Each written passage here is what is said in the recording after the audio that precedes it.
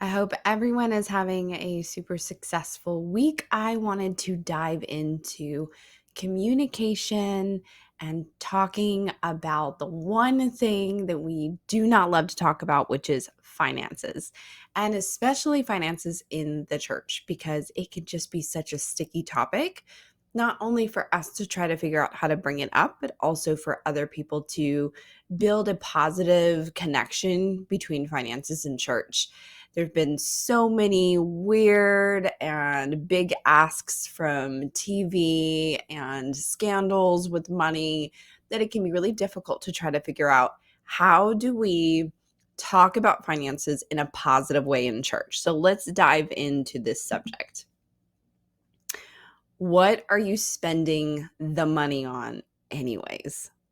That's such a big question that I think really does fall into and ponder in the minds of most individuals when they are talking about money in the church, when they are having to have that big ask asked of them. They want to know, what are you spending the money on? Where is it? Where is it going? And we're going to talk about ways that you can dive into this subject. 5% based on a survey of churchgoers tithe. 5%. That is so small. That is unbelievably small. And you might be wondering, how is that possible that we are not connecting with the idea and the concept of tithing and donating? Maybe you're a nonprofit and you're just looking for donations. Why is it not translating? How can we do better at this? Let's talk about some ideas and some strategy that you can put into place when choosing language and choosing ways to communicate your priorities and to really formulate transparency overall when it comes to money, because that is the number one biggest thing. So you want to start to look at ways that you can implement things that are actually going to be effective and that you can actually monitor to see how well it's translating with your audience. So let's dive into the first one. Create specific campaigns. So if you have something that is needed to be updated around the church, if you have something that is specifically lacking in one ministry or another, maybe one category over another, I kind of listed a few examples here, specific repairs that you might need to do, expansion that you might be looking to implement, staff needs, and so on and so forth. There's just so many options here. I like to tell people that people like to know where their money is being spent, right? They like to see it. And the easiest way for you to connect to confidence and to get people to continue to contribute, not just one time, but multiple times, is when they can see that their money is actually being spent well. I like to think of it kind of like a school bond. When you've got to pay that extra tax and you drive by the school and you don't see any physical updates to that school, it's really hard for you to really take in and not become resentful at the idea of having to pay that tax. But when you see an old school torn down and a brand new significant building put up, you know that your tax dollars had gone to good use. You knew that it went towards expansion, technology, architecture, jobs. You can just rationalize in your mind so many things that those pennies that you're being added onto, those dollars are actually being put to good use. So when you are not communicating well about what the money is needed for, it can be really difficult for people to associate what is the next step for me. Why should I contribute? Where should I contribute? How should I contribute? And will I see anything come to fruition while I'm contributing? I've dealt with some schools in the past that have done big fundraisers for things that they didn't actually spend the money on. And in years to follow, they didn't get those same donors. In fact, they have seen less and less engagement over time because they've been waiting and waiting and waiting and, talking about different ideas, and years have passed and it didn't come to fruition. I've seen beautiful schools be put up and those tax dollars be absolutely used brilliantly. And I've seen churches put donations in specific campaigns to good use. And so it may just be that you need new TVs in the children's rooms in order to stream new technology like Right Now Media or lectures like these. There can be so many uses for specific things that you may need that you might be thinking, well, those are several dollars that are 7,000, several $1,000s we need to spend on any one item or source of technology. But asking that specific gain, you may either have someone in the congregation that can assist in that area, or you may have people that are like, oh, yeah, I'd like to spend money on that. I'd like to see those classrooms get that resource. I will definitely donate. And it may be someone unexpected, because you may have someone that maybe doesn't donate to children's ministry because they don't have kids in children's ministry. Maybe they're past the prime of having kids in the home. Their kids are older now. Their kids are having kids, and their kids live somewhere else. So, they don't really give to that ministry. But when they hear that there's a specific need, they say, oh, I'd like to contribute to that. I'd like to, see that be put to good use. And so they will contribute to that specific campaign. Number 2 is service needs. You want to let people imagine what all can take place if everyone's hands are in the pot, getting it prepared and actually putting it together. Create volunteer campaigns that do more than just say, hey, we would love to see you volunteer. When you do these broad suggestions, when you make your language too expansive and you don't really niche it down to what your need and your identity specific things are that need to get done, it can be really difficult for people to see how, why would I help with that? How does that benefit me? And unfortunately, in American culture, it really is, how does this benefit me? What does it do for me? How is it going to make me feel? There's a lot of me in that. And as much as we would love to say, oh, well, we don't want them to think like that. Well, that's good and all, but that's how people think. So we have to kind of use that. And so, let's just say a shy person won't typically be the first to volunteer to greet at the door, but he can definitely see himself helping to mow the lawn and help with, even mowing the lawns of the elderly. Let people envision and imagine where they can serve. And so when you have a list of service priorities and say, we need someone to do this and someone to do this and someone to do this and so on and so forth, and you kind of just go through that, or you have it posted somewhere, people can go who would normally be like, oh, I would never volunteer because I'm super shy, or I would never volunteer because I don't think I'd have the right words to say. There's so many service areas that you can get involved in that don't involve you having to speak, that don't involve you having to even like really do anything with people. They're just small things that really help because they're time consuming for the church to try to do on their own. And so we want to communicate what those are and make those available for people to serve. And that saves us a lot of financial contribution money when we don't have to pay for a lawn service crew, or we don't have to pay for, just certain things that people are willing to serve in. All right, let's look at number 3, trade. Trading of services at cost, even time. We talked about that a little bit. And even their employees. Small business owners are amazing with trade if they know what the need is. And so the last thing that you ever want someone to say is, oh man, I wish I would have known that you would have needed that. We totally would have handled that for you. It's such a bummer when we lose an opportunity to take advantage of someone who's willing to trade their services. Maybe they don't have the $10,000 a year to contribute to the idea of tithing, but they're like, hey, I can totally give you supplies that you need for that plumbing, or I can send my employees over to work on that, broken sink, or I can, whatever it may be that they can contribute in a specific way from their business. That is a huge cost off of us. It's also a huge time consumer off of us, because we don't have to sit there and go, okay, who's a good plumber that's not going to scam us out of money or do a bad job? Who do we know? Who do we trust that can do this job well? And then to see if they would be willing to, help us out with trade. There's so many opportunities there that I feel like genuinely get missed because we don't slow down enough to communicate what our needs are. Or maybe it's a pride thing. Maybe the church just doesn't want to let people know that there are needs, that there are holes in what needs to get done because they don't want people to feel like, oh, this church isn't put together and so I'm going to go to another church. But I think that that's what bonds us together. I think that that's what genuinely makes community more efficient and effective in coming together to work together to keep everything united. And so we need to be more transparent about what our needs are. All right. So let's talk about number 4, which is access. If you have set a budget, goal, or campaign, make sure it is visible. And so I like to think of it like when you have a genuine campaign going on, a visual aid is really helpful, especially to people who are kind of tuning out the announcements, don't go on the app, don't read the bulletin, like whatever it is that you use as far as servicing your communication style.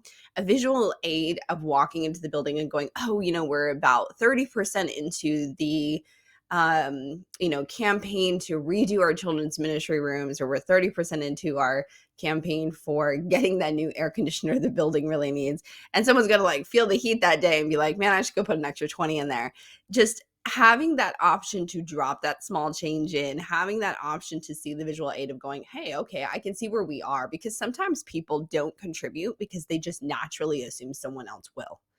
And so they're like, oh, they probably have already hit their goal. Sometimes if they see that you're only at 30%, or even if you're like 5% away from your goal, they kind of want to be the one to like tip it over and make sure that you hit it. And so all of those things can be really, really helpful in communicating what your timeline is. And hey, like we're 2 weeks away from wanting to have this money in. And always make sure that you have as many digital options as possible. This newer generation, the Gen Z generation, they're not going to carry a checkbook. They don't carry cash. And for a lot of them, they're not really even going to take the time to go set up an online account. And so if you have a Venmo access, if you have cash pay apps access, if you have some of these other apps that are just easy for them to use so that they can also feel like they can contribute, and some of them are just starting off, in their careers and whatnot. Maybe they don't have $10,000 to give to the campaign, but they may have $10, and enough donations of $10 here and there along with your big contributions. Hey, any little amount works. So you just want to make sure that you have as many online options as possible, PayPal, all that kind of fun stuff. All right, purchase products. This is something that I kind of leave as a last resort, but it is something that is genuinely effective. And so when you think about ways that you can kind of double up, is the way I like to think of it. So one, you may have someone who has a negative connotation with the idea of contributing finances to the church. Maybe they're just not vested enough. Like they're not married, they don't have kids, they don't go to anything other than a Sunday morning. They just don't really feel like there's anything that they feel like they have to contribute to. They might be more likely to buy the, $45 sweatshirt than they will to give you a $20 donation. Because they want to represent their church. There's a sense of pride. There's a sense of community ownership. And it works twofold for you. It's marketing out the door, and it also gives them an opportunity to contribute. So if it's profitable in its margin, I highly recommend that you choose items that are obviously the most highly profitable. You don't want a margin of like $5 because it doesn't do you a whole lot. It does do you something. Marketing is good, but when we're talking about specific financial contributions, you want to look at those margins. Pick something that makes the most sense for you to have profitability, but do make it an option, especially for the younger generation. They're more likely to buy that product than they are to give a financial contribution. With that being said, you might find that someone has contributed a great deal of money, and then all of a sudden sees that there's a product table and they're like, oh, and I want the 5 t-shirts for my whole family, and I want the whatever. So it may be an opportunity for those who've already contributed to double dip and get a little bit more out of them than you would normally. Now, I want to say this like with preface. It's like, I'm not giving you ideas on how to like scam people out of money, but I am giving you ideas on like how to connect the idea and the resources together. So when you're listening to this, if you're a contributor and you're like, oh, that's how that works, really, it's a matter of us trying to communicate how can we make you a part of our community and integrate you into our church even more so. And by showing you all the ways that we can work together to unify the church and to make it a safe environment and a positive environment. And sometimes that's through expansion. Sometimes that's through repairs. Sometimes that's through service days. Sometimes that's through, just all of us wearing our cool sweatshirts or whatever it may be. Those things really bring you together. It's not even about necessarily like, oh, how can we get to the money? It's about creating a culture and a community to where, we put the priorities first. And some of these repairs and some of these updates that need to be campaigned are for your safety. So, these are positive ways that you can go about it. I do highly recommend that especially if you're membership led, that there be at least once a year some kind of transparency meeting that gives an itemized detail of what the budget is for the year, where they are in that spending, and then, make it accessible for them to go and check and see. There's times when a certain amount of money has been allotted to a ministry and there's just not enough activity in that ministry to spend that money. And then there's other times when there's other ministries that really have a deficit, that really need to have more access to funds in order to, be able to effectively reach a particular group of people and culture. And so, it's important for us to look from year to year and go, okay, what was spent, what wasn't spent, what worked, what didn't work. And members can help with that. They may have expertise in a particular field, degree, small business that can help to kind of sort through some of those suggestive difficulties that you may be having. Because like I have said before, and I will continue to say, not everybody has all the same gifts. And so you may have the gift of teaching, but you're like, I genuinely don't know how to market this church, or I genuinely don't know how to connect with the youth, or whatever it may be. And there may be someone that can come along and help to translate a little bit better if they understand where the deficits are, and we just are transparent about where we are in life. Let's talk about, there's so many verses that I could have pulled from, but I'm just going to share a couple that I think they kind of really jumped out at me. Deuteronomy chapter 12, verses 5-6. But you shall seek the place that the Lord your God will choose out of all your tribes to put his name and make his habitation there.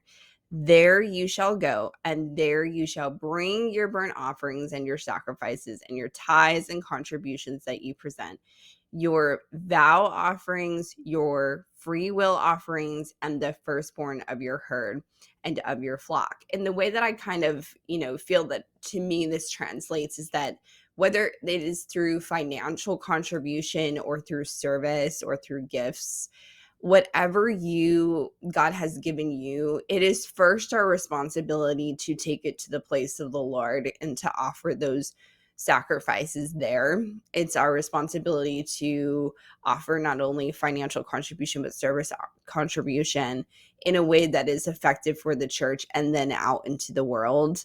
And so, just take into consideration, if you're not willing, if you're listening to this and you're thinking, I just want to understand how the money thing works in church, I really want to encourage you that, find ways that you can ease your way into it. Maybe start with some service ideas.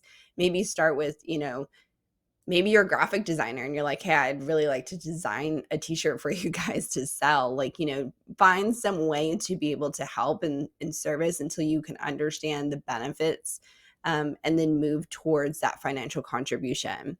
If you are in leadership, we want to make sure that we are being transparent and we are setting realistic goals.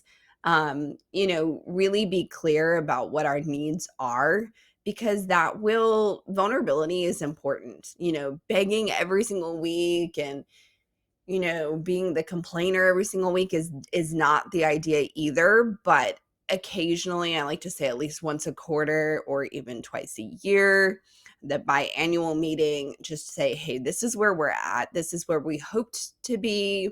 This is some of our goals with getting, our contributions. And, these are some of the needs that really need to be focused in on.